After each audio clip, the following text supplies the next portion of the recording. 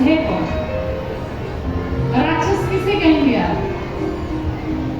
किसे राक्षस कहा है? उस त्रेता युग में रावण एक था, लेकिन आज इस कलयुग में घर घर में रावण है। और वो रावण तो सिर्फ एक ही था। महाराज आज कलयुग की ये स्थिति है कि एक घर में 5-5 रावण बैठे हुए हैं।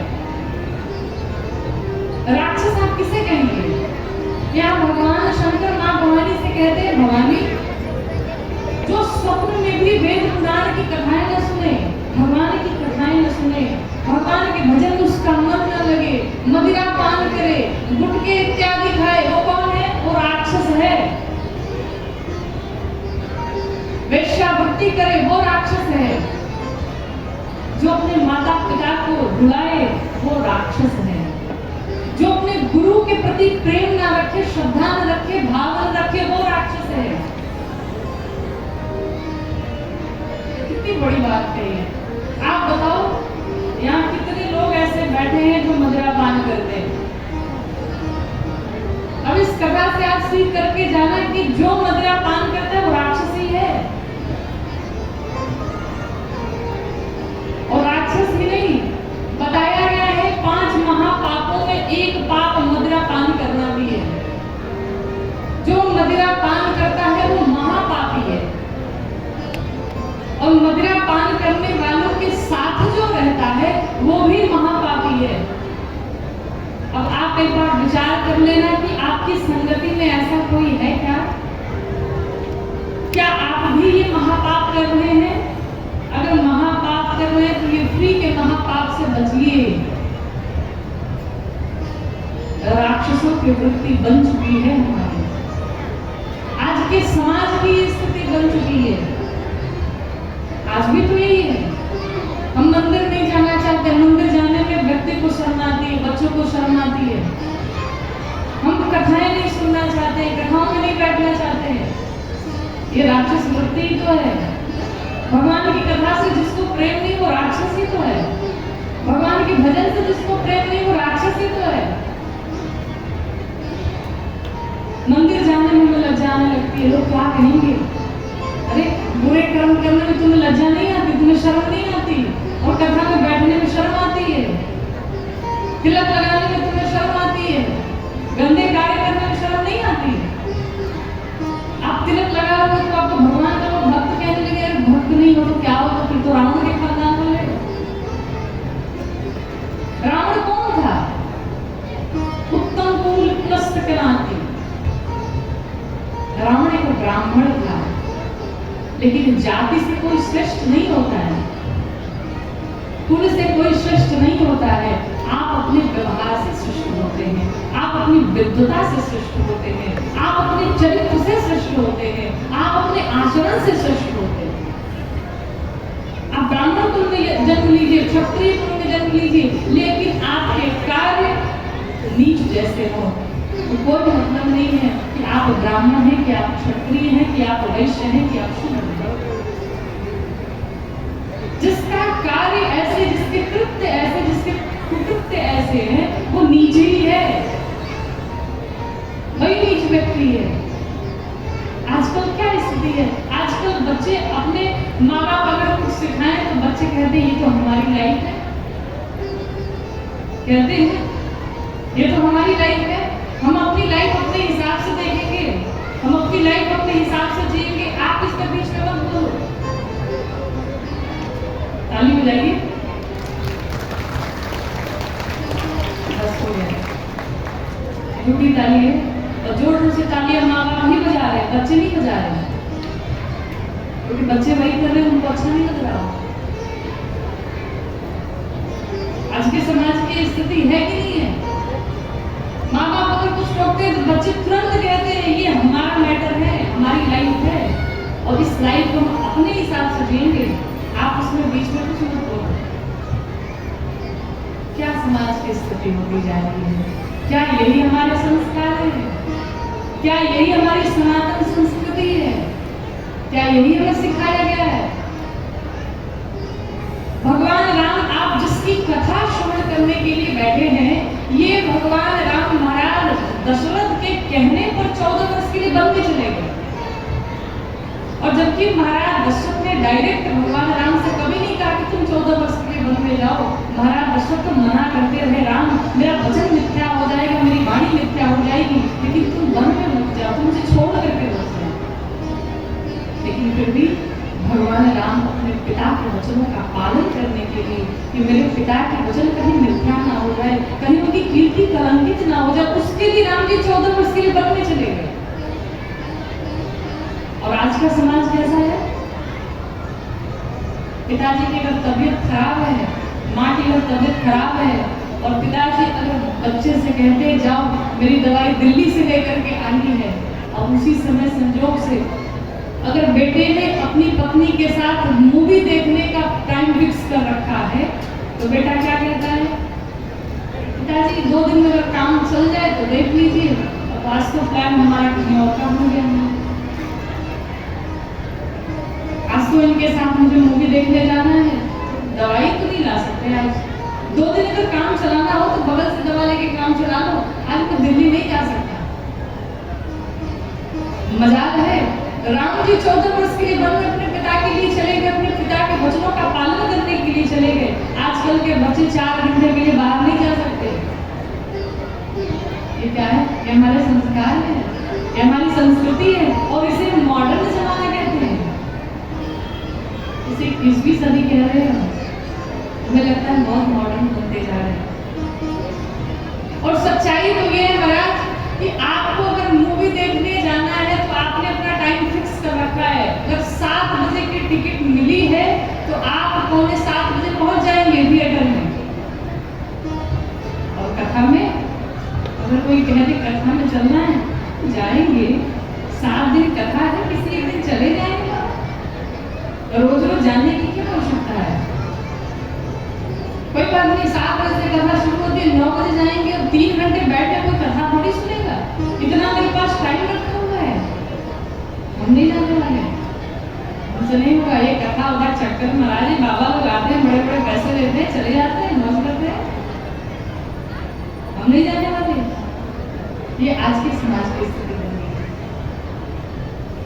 लेकिन चाहे आप जितने बड़े कॉलेज पे स्कूल में पढ़ लें, लेकिन महाराज विवेक तो उस कथा से ही आना है, संस्कार तो उस कथा से ही आना है, मानव तो इसी कथा से ही आप बनोगे। कहीं दूसरी जगह आपको मानव नहीं बनाया जा सकता है, आपको संस्कार नहीं सिखाए जा सकते हैं। इसीलिए बार बार कहते हैं कि इन कथाओं में कोई आए ना आए बच्चों को अवश्य लेकर के आए, क्योंकि उन्हें ही सीखना है, उन्हें ही देश चलाना है। आप जिस राम जी की कथा श्रवण कर रहे हैं, भगवान राम, मेरे राम जी जो उन्होंने करके सारी चीजें बताई। ठाकुर जी में राम जी में बड़ा अंतर है। ठाकुर जी सारी बातें बोल रहे हैं, भागवत जी में गीता में जब उपदेश किया तो भगवान ने सब बोला, सब बताया, ऐसे ऐसे करना है। लेकिन राम जी कहते हैं मैं उसे जी करके बताऊंगा। राम जी छोटा से छोटा व्यवहार करके बताते हैं कि तुम्हें अपना जीवन कैसे जीना है। ये राम कथा जीवन जीने का ढंग सिखाती है आपको, समाज में कैसे रहना चाहिए, भाई से भाई का प्रेम कैसा होना चाहिए, माता पिता का संबंध कैसा होना चाहिए, पिता से पुत्र का प्रेम कैसा होना चाहिए, भाई से भाई का संबंध कैसा होना चाहिए, एक मित्र का संबंध कैसा होना चाहिए, एक राजा कैसा होना चाहिए। तो सारी चीजें इस मानस जी में सीखने को इसलिए निबंध है कि कथाओं से जुड़ा जाए, भगवान से जुड़ा जाए, खूब पढ़ा जाए, खूब मॉडर्न बनिए, खूब इंग्लिश बोलिए, खूब आनंद करिए, लेकिन अपने संस्कार को, अपनी सनातन संस्कृति का त्याग न करिए। भगवान राम, जब भगवान राम का प्राकट्य हुआ, चारों तरफ खूब उत्सव चल रहा है, खूब आनंद चल रहा है। भगवान सूर्य नारायण इस उत्सव को देखते हैं। भगवान सूर्य नारायण ने सोचा कि क्षण भर देख करके मैं चला जाऊंगा। लेकिन कई बार ऐसा होता है, जब व्यक्ति बहुत प्रसन्न होता है तो उसे टाइम का पता नहीं चलता है। जब आपको कथा में आनंद आता है तो आपको टाइम का पता नहीं चलता है, कब 10 बज गए, 11 बजे, और जिसको नहीं आनंद आ रहा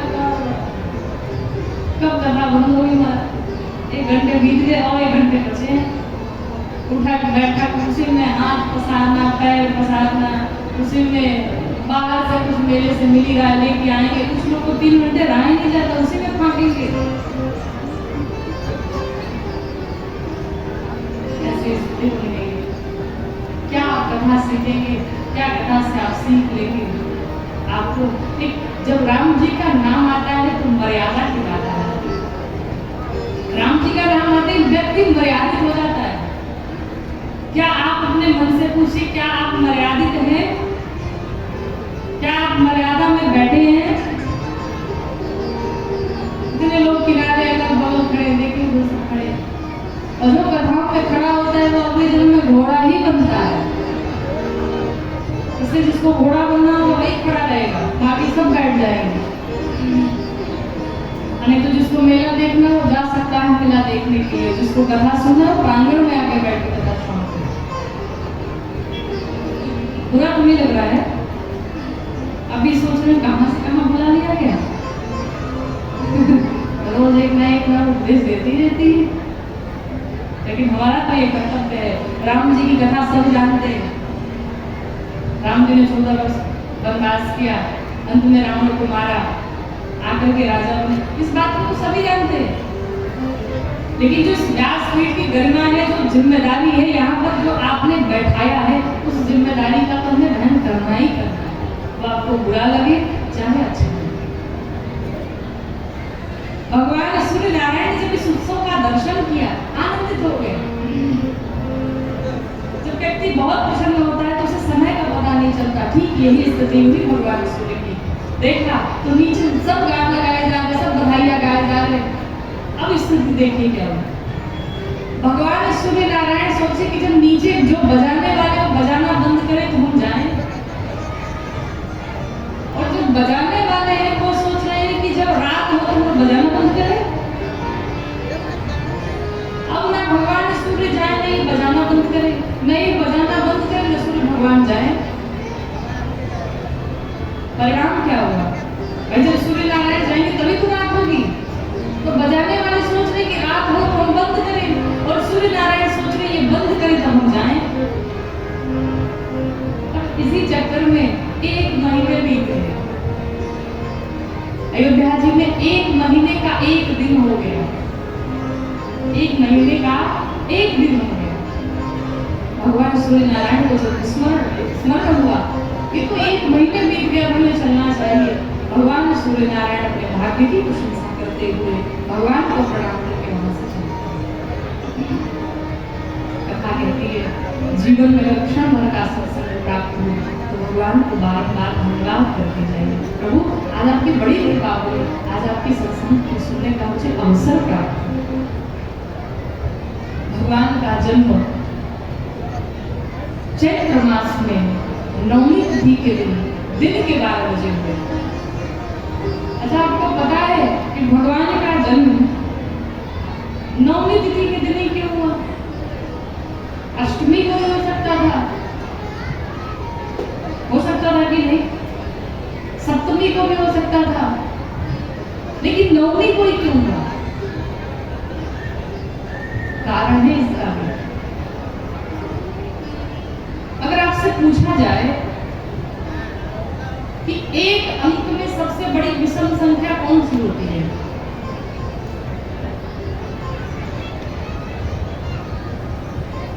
मैथमेटिक्स में पढ़े होंगे ना बच्चे, यहाँ पढ़ने वाले बैठे हैं, बताइए एक अंक में सबसे बड़ी विषम संख्या कौन सी होती है?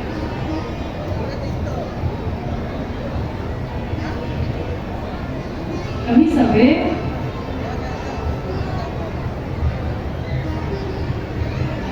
हंसने से काम नहीं चलेगा। एक अंक में सबसे बड़ी विषम संख्या कौन सी होती है? 9। अच्छा चलिए 9 का पहाड़ा पढ़ दिया जाए एक बार। 9 एकम, अब बोलते जाइएगा। 9 एकम, 9 दूनी, थोड़ा जोर से बोलिए, सुनाई कम देता है मुझे। 9 दूनी 8, 1 गुणा भी करना है जोड़ना भी है, जल्दी जल्दी। 8 1 9 3 9 का पहाड़ा नहीं याद है।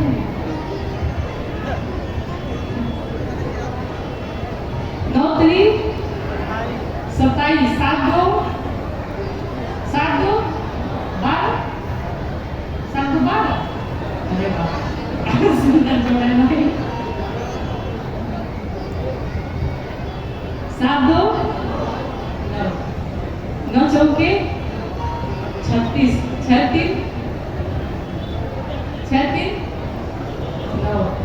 बचे 45, 5 4 9 छक्के 54, 5 4 9 7 9 7 63, 36 9 8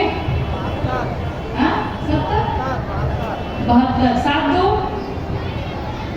7 2 12